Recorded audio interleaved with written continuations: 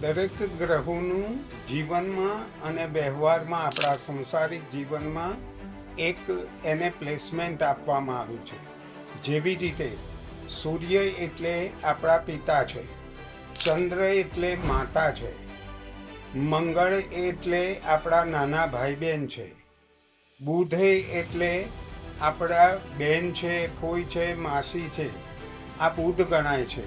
ગુરુ એટલે જેની પાસેથી આપણને જ્ઞાનની પ્રાપ્તિ થાય છે તે તમામ બૃહસ્પતિનું સ્વરૂપ છે.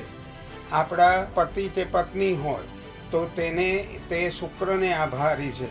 આપણે ત્યાં કોઈ પણ કામ કરવા આવે છે, ચાહે ઝાડુ પોછા કરે, વાસણ ઘસે, આ બધા જ શનિને આભારી છે.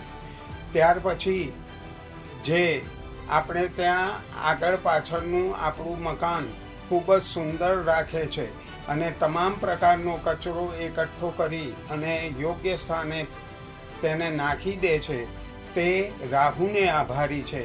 અને ઘરમાં આપણો જે મેલ ચાઇલ્ડ છે, પુત્ર છે, તે કેતુને આભારી છે.